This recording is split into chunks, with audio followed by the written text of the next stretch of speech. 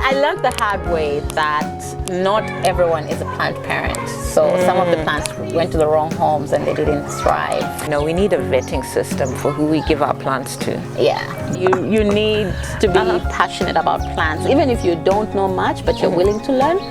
Yeah, but the interest, the passion is very important.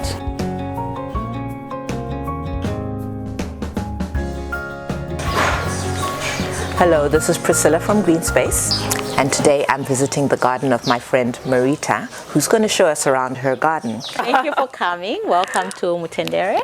So this is like in the heart of Mutendere, very close to PHI Mall. And as we drove up to your place, you know, we see this blue wall with all these creepers and lushness. So your house really does stand out as an oasis. Thank you. I'm a very colorful person. And since I live in a close, I realized actually the last 3 houses on the left of the street, it's like a green park. Yes, I did notice because they also have some large trees next door. Yeah. They have avocado, mangoes, Mexican apples. Yeah, they have more trees than just other plants. Yeah, but I also would imagine that it is a space thing as well, because all the yards have very limited space. Yeah, that's a challenge. So this place wasn't always green. When I moved here, for example, this tree behind there, we'll get there, wasn't there. And when I started growing it, my family was like, no, you can't grow this tree here. I was like, okay, let's see how it goes. Yeah, and now, you know, it's in fruit all year round. It's a beautiful guava tree, you know.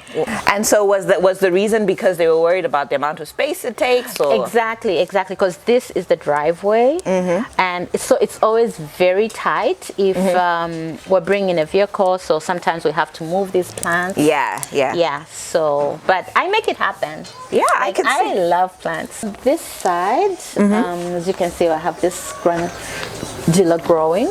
So it was a lot here, as you can see over there. There were like 3 of them on this pillar, that pillar, and on the other one. So because of the drought situation, they dried out.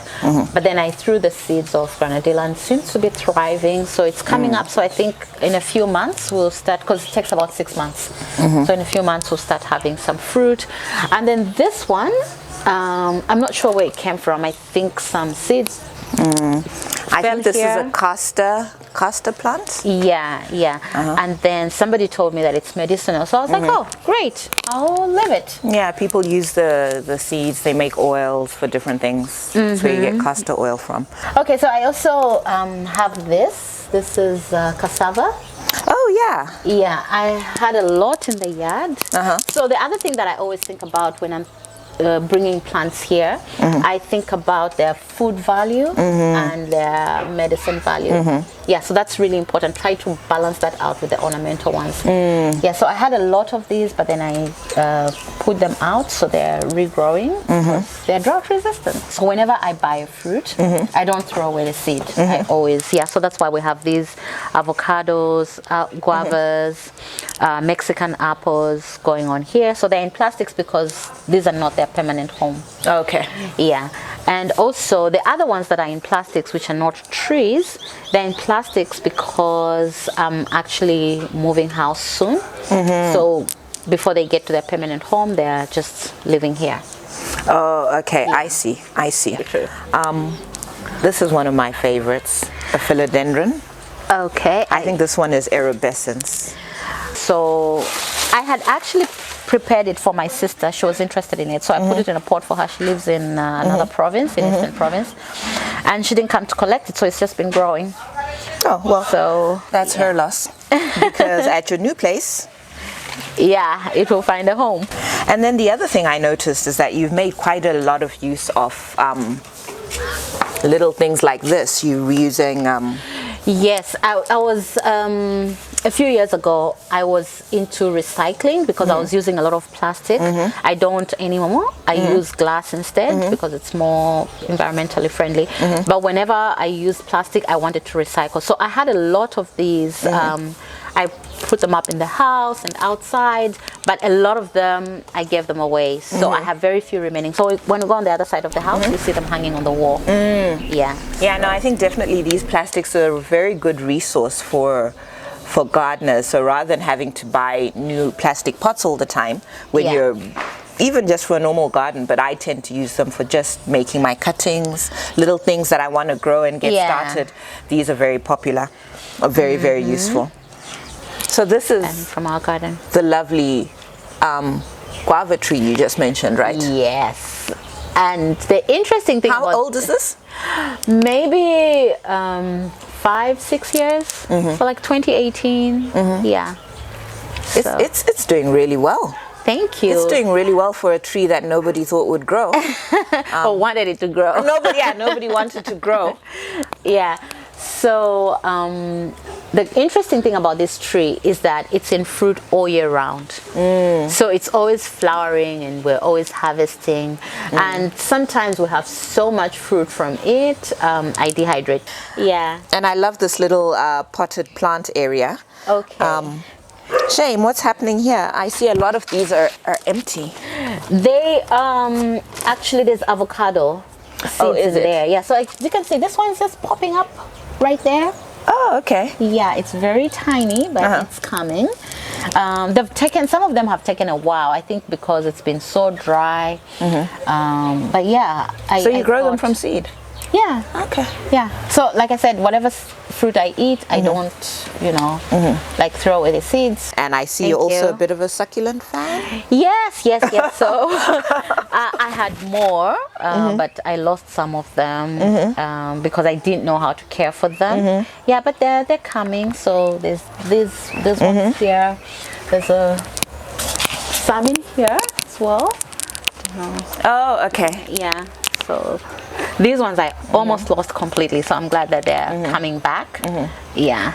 Okay. So previously I had lots of little pots on the veranda, but then the dog likes the space, so he's taken over the space. So I'm just like, okay, it's your home. Oh, okay. Yeah. So you can no longer do your lovely little pot collection. Yeah, and then because I've taken over the rest of the yard, I'm just like, okay, you can have his corner. Yeah, and I like the hanging baskets.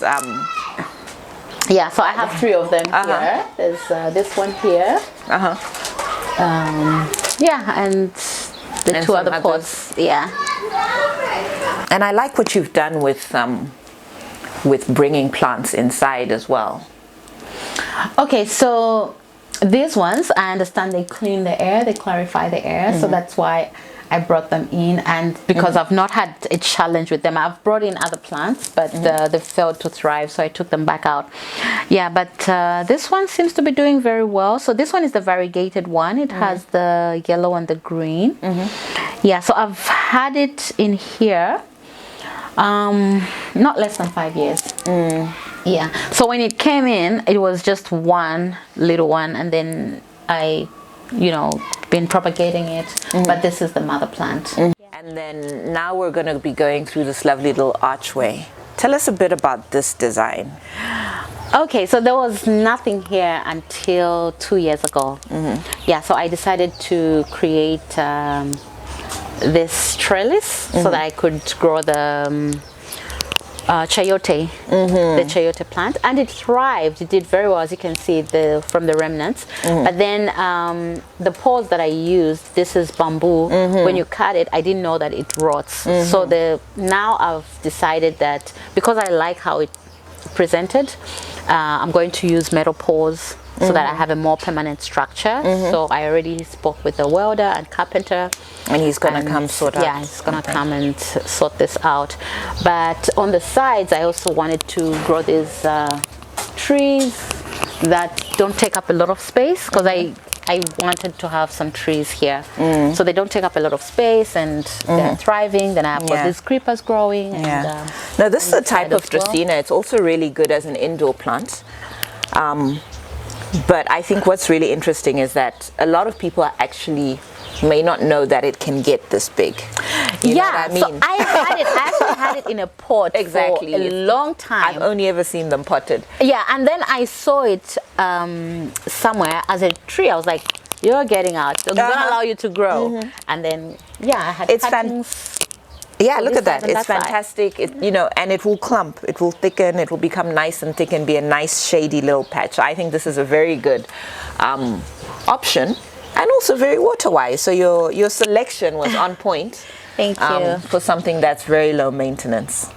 Yeah, so that's the idea as well, because of the water challenges that we experience in this area. I wanted to bring in as many drought-resistant plants as possible. But then there are other plants that are not drought-resistant that I like. I brought them in, and right here where you see that open patch, yeah, so these pots had plants that need a lot of water, so a lot of the peace lilies, the peace lilies and other plants, I can't remember the others, just died. So but that's okay, because I'm thinking that for the future of this, it's just going to be the creeping plants, because I like how they I like what you did here in terms of reusing the bottles. I know they're not all standing up right now, but actually it's a very good creative way to do a bed edge.